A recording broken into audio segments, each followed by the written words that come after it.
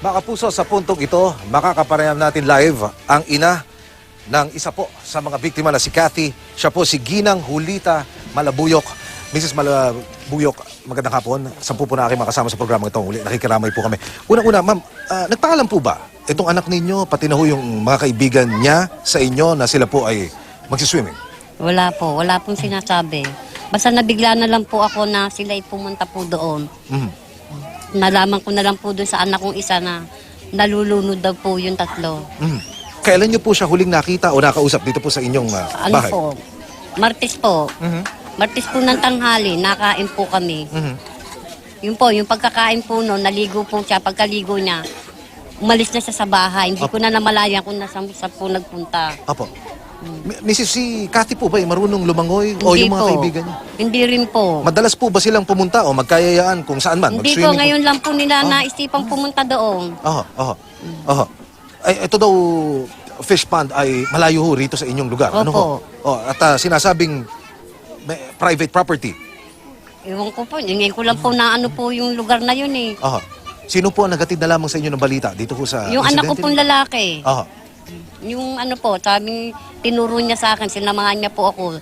Doon daw po sila nang galing. So kayo po ay personal ding sumama? Opo. Ano po, pwede niyo ho ba ikwento sa ating mga taga-subaybay? Ano ho ang naging sitwasyon ng mga sandali? Nung ako po yung nakarating po doon, para pong nawala ko sa sarili na hinahanap ko po yung anak ko. Opo. Ang sabi po ng anak ko, na andun daw po yung tatlo. Aha. Pagdating ko po doon, may 4 na lalaki doon. Sabi ko, parang awa nyo na po. Pakiano nyo naman po yung mga bata. Kinuha naman po nila yung mga bata. Pero ako po, umalis na rin po dahil hindi ko po kayang tignan eh.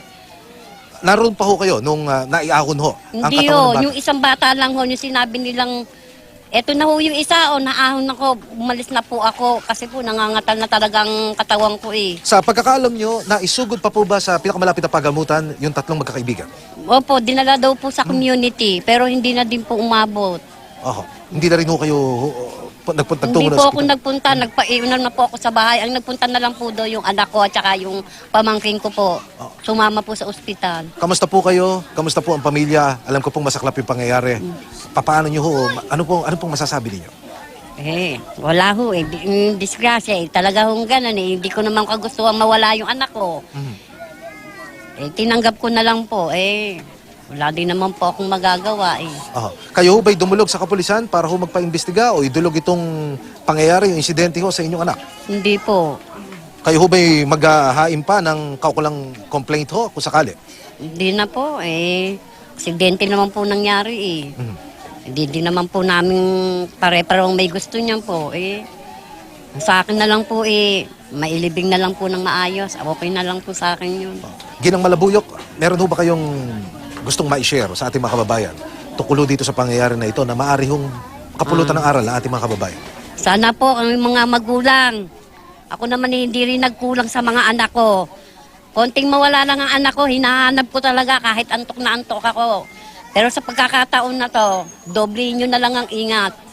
Dahil napakahirap na wala ng anak.